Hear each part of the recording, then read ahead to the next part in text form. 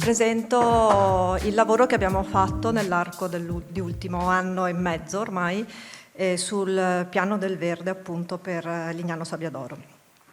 Andrò molto rapida su alcune questioni. Sapete, il piano del verde, giusto due parole, è uno strumento volontario intanto, per cui tanto di cappello all'amministrazione che ha voluto svilupparlo e portarlo avanti, e quello che definisce un po' il profilo verde della città, lo definisce partendo chiaramente da una lettura dell'infrastruttura verde del territorio sul quale va a lavorare, e in base alla lettura definisce una serie di strategie che vogliono un pochino capire come sviluppare questa infrastruttura verde. Io ho avuto l'incarico, non sono l'unica, anche il professor Paolo Semenzato e Lucia Bortolini dell'Università di Padova, che appunto hanno studiato poi in modo particolare il tema dei servizi ecosistemici dell'isola di Calore. Però devo dire anche che c'è stato un grandissimo coordinamento con l'amministrazione. Ringrazio l'architetto Driusso, ma non solo, Daniele Daneluzzi e Mattia Ziche, che hanno lavorato tantissimo insieme a noi, e anche con le altre figure che stanno in questo momento sviluppando altri strumenti, tipo la variante al PRG, il piano del traffico e il PEBA, piano per l'eliminazione delle barriere architettoniche. Questo è stato un valore aggiunto, io credo. Ho già qualche esperienza in tema di piani del verde e di strategie per l'infrastruttura verde, però devo dire che in questo caso è stato un po' forse la prima volta che c'è stata questa grossa collaborazione, questo grosso coordinamento tra figure diverse appunto, che credo che sia stato assolutamente un valore aggiunto, perché molto spesso purtroppo, e questo è venuto fuori credo anche negli interventi precedenti, no? C'è una mancanza di comunicazione tra i diversi strumenti che i comuni diciamo hanno, e invece questa volta insomma un po' non è successo. Il piano del verde fondamentalmente si divide in due parti, appunto una parte è la lettura analitica del territorio, che ha permesso appunto di elaborare delle strategie. Ogni piano del verde è diverso da un altro proprio perché legge il territorio, i territori sono chiaramente molto diversi, per cui quando abbiamo iniziato a lavorare non sapevamo bene dove andavamo, sì, sapevamo che c'erano certe cose che dovevamo andare a studiare, però non sapevamo poi dove ci portava lo studio del territorio di Lignano, no? Che cosa avremmo scoperto e che tipo di strategie avremmo potuto lavorare, sulle quali avremmo potuto lavorare. Lignano Sabbiadoro la conoscete, circa 15 km quadrati di territorio. Vi faccio vedere due mappe. Se vedete questa che un po' mostra il sistema del verde nella sua complessità di Lignano, vi accorgerete che ad esempio non ho colorato in verde tutta una grande parte, che voi vi direte ma anche lì c'è verde, e in effetti sì, e se guardate questa vedete un pochino il contrario. Queste riflessioni e queste cose che un po' alla volta andavamo a disegnare e a guardare, a leggere, ci hanno permesso appunto di fare ad esempio una prima riflessione. Lavoriamo molto nel mio studio con mappe di sintesi che ci permettono appunto di cogliere delle peculiarità e delle caratteristiche del territorio. In questo caso avevamo capito che l'aspetto, il verde inteso come parco, ma inteso soprattutto come componente arborea, in questo territorio era assolutamente molto importante e sì, in realtà prendeva dei caratteri anche molto diversi. Da massa, le pinete famosissime, importantissime, siamo sotto una di queste, ma un altro tema molto interessante è tutto il tema delle alberate stradali, cioè gli alberi legati alle strade. In più c'è un altro tema interessante che è stato detto, citato anche prima. Lignano Sabbiadoro ha una conformazione del territorio un po' particolare, si avvicina, si affaccia sulla laguna e sul tagliamento, che sono due elementi che necessariamente mettono in contatto il territorio di Lignano con un territorio di ampia scala.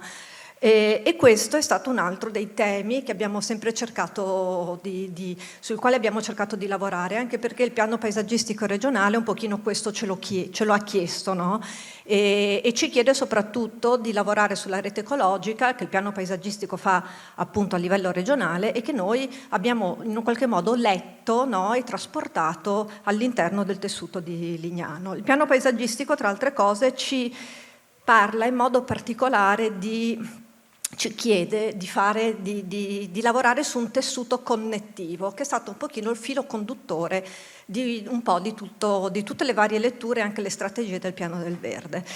Uno dei primi temi, salto un pochino, non ve lo racconto chiaramente tutto, ma insomma salto un po' ma un po' collegando vari temi, la questione appunto degli alberi è stata una questione per noi assolutamente fondamentale. La parte di Sabbiadoro è la parte più costruita, quella sulla quale forse dovevano essere cercati anche più temi, e su questo siamo andati a cercare di capire come funzionavano le alberate stradali appunto della parte di Lignano, di Sabbiadoro, per cercare di costruire anche questo tessuto connettivo che in un qualche modo mettesse in contatto la laguna e il mare, oppure la laguna con le grandi pinete.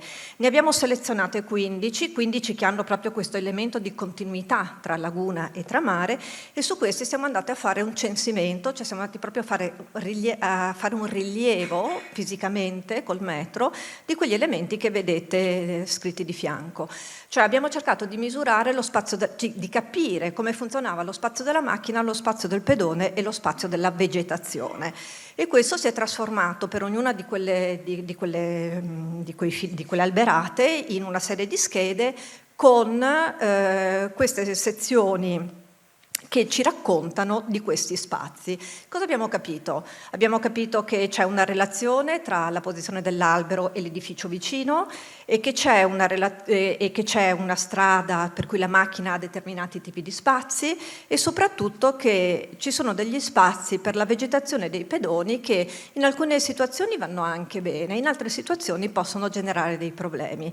Vedete in queste sezioncine, ad esempio, in quella centrale lo spazio dell'albero, l'aiuola è molto grande ma occupa tutto il marciapiede, per cui non c'è lo spazio per il pedone. In altri casi lo spazio del pedone c'è ma l'aiuola è molto piccola, per cui questo ci ha portato poi a fare tutta una serie di mappe di sintesi e ci ha portato poi ad avere a poter costruire una strategia per questo. Insomma, questo paesaggio è un paesaggio, c'è questa idea di questo tessuto connettivo, no? Abbiamo letto questo paesaggio come se ci fosse un po' un fil rouge quasi, che in un qualche modo lo tiene unito, e che anche le strategie avrebbero dovuto lavorare in questo senso. Questo fil rouge che dal tagliamento passa attraverso le fasce verdi di Riviera, dove siamo adesso, peraltro, tutto il verde privato lungo la chiocciola di Marcello d'Olivo fino alle dune, tutti i filari alberati di Sabbiadoro, per virare sulla laguna e ricongiungersi peraltro poi attraverso la pineta, la parte il paesaggio più coltivato, per tornare al tagliamento e allo stesso tempo poi inserirsi verso il territorio. Nell'elaborazione delle strategie, molto spesso quando si lavora con strategie, a volte è difficile capire che cosa ci racconta una strategia, no? Che cosa ci dice, dove ci vuole fare andare. E abbiamo deciso per cui in questo senso di pensare a delle azioni progettuali raggruppate per temi e che potevano essere facilmente applicabili a alcune operazioni strategiche che abbiamo proposto.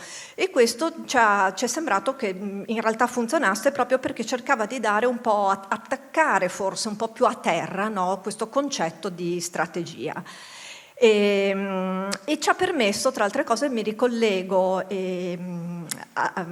volevo dire che questa mattina l'assessore ha presentato e ha detto abbiamo delle visioni. E adesso vedrete, in realtà anche noi abbiamo avuto delle visioni, all'inizio le abbiamo chiamate visioni, poi le abbiamo chiamati scenari, però insomma quello è, no, che cercano proprio di proporre, no, delle ipotesi di soluzioni. Le strategie fondamentalmente sono 4. Le alberate stradali, la biodiversità, le reti ecologiche, le fasce verdi di Riviera e parchi accessibilità. Ve le racconto non tutte, ma insomma un po' anche saltando di palla in frasca, e hanno, io credo, tutti appunto questo tema comune, che è quello della connettività, no? Di disegnare in qualche modo questo tessuto connettivo. Parto perché vi ho fatto vedere, no? Per farvi vedere dove siamo arrivati col tema delle alberate stradali. Il tema delle alberate stradali abbiamo cercato di capire quali possono essere trasformati in corridoi verdi urbani. Il corridoio verde urbano, la trasformazione è che la parte vegetale, la vegetazione deve avere una notevole importanza rispetto un pochino al resto, come anche la viabilità pedonale e ciclabile. E abbiamo inserito i dati insieme, abbiamo lavorato in questo senso moltissimo con l'ingegner Drufuca, che ci sarà domani, piano del traffico, per capire proprio come questi due strumenti potevano lavorare insieme e come potevano in un qualche modo anche influenzarsi, e se insomma il piano del verde in un qualche modo poteva influenzare forse il piano del traffico e non sempre viceversa, che è come in realtà sempre succede. Per cui, tra le altre cose, questa cosa, a proposito di isola di calore, oggi io e il professor Sementato abbiamo fatto una bella passeggiata alle 2 prima di venire qui e abbiamo testato di nuovo l'isola di calore. E nello studio dell'isola di calore, tra le altre cose, chiaramente è venuto fuori un pochino, e dopo magari ve lo racconterà il professore, che la parte chiaramente di Sabbiadoro è quella che ha le temperature più elevate. Per cui lavorare col tema della strategia delle corridoi verde urbano in realtà ha senso, in modo particolare proprio a Sabbiadoro. Per cui cosa abbiamo proposto? Abbiamo proposto una serie di interventi puntuali su alcune strade specifiche individuate, ripeto, insieme al piano del traffico, individuate anche secondo le ipotesi che stanno facendo di trasformazione del piano del traffico, che è ancora in elaborazione. Vi faccio un esempio: via Tarcento, sezioncina quella piccola senza alberi è come adesso, via Tarcento è a senso unico, parcheggi laterali, non è alberata.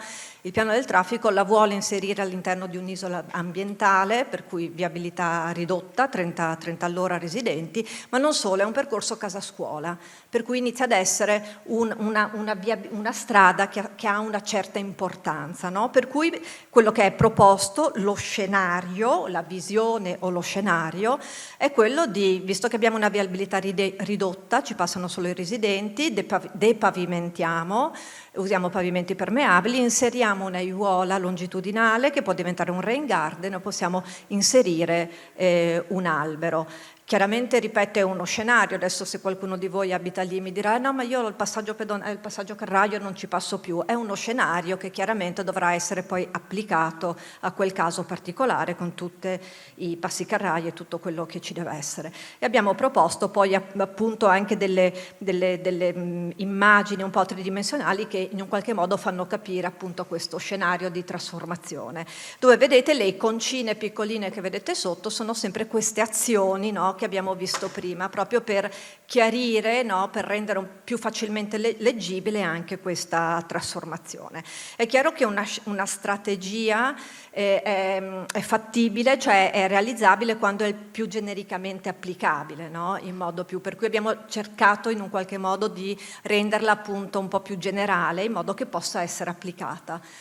E in questo caso abbiamo analizzato appunto rispetto ai dati che avevamo recuperato prima dalle letture, no, della parte delle alberate stradali, abbiamo ipotizzato come scenari di trasformazione sia che mantenendo l'alberata, per cui andando puntualmente ad occupare qualche posto auto, andando a depavimentare i posti auto, per cui rendendoli paralleli. Alcune strade, se da doppio senso diventano a senso unico, recuperiamo un po' di spazi, riusciamo ad allargare gli spazi pedonali, per cui riusciamo a far, diciamo, i pedoni riescono a passare anche, no? A camminare in questi spazi in modo adeguato. E nel caso invece in cui andassimo a cambiare, dovessimo sostituire l'alberata, chiaramente abbiamo più facilità di riorganizzare tutti gli spazi e possiamo eventualmente anche inserire di nuovo un rain garden. Non le abbiamo fatte a caso queste cose, in realtà abbiamo con l'aiuto del professor Semenzato abbiamo fatto tutto uno studio a livello nazionale e internazionale sul tema proprio delle alberate stradali e degli spazi degli alberi in ambito urbano, e abbiamo definito una serie di punti, no, per cui abbiamo dato più o meno dei valori, dove in quello schemetto vedete che tengono in considerazione un pochino tutte le questioni sulle quali dobbiamo stare attenti quando costruiamo una nuova alberata stradale, per cui i rapporti con gli edifici, i rapporti con i pedoni, i rapporti con le macchine, il tipo di traffico, la presenza di sottoservizi, quanto volume ha bisogno un albero urbano per vivere in modo decente e così via, per cui questi dati li trovate. Però forse è la strategia della biodiversità e rete ecologica quella che più parla di connessione, anche se alla fine anche i corridoi verdi urbani parlano di connessione. La grande connessione che un pochino ci chiedeva il piano paesaggistico regionale era quella di cercare appunto un'unione, una connessione tra la laguna e la pineta, zona protetta, e il tagliamento, e abbiamo trovato nel canale Lovato come quell'elemento che si poteva prestare, diciamo, alla costruzione di un corridoio ecologico vero e proprio.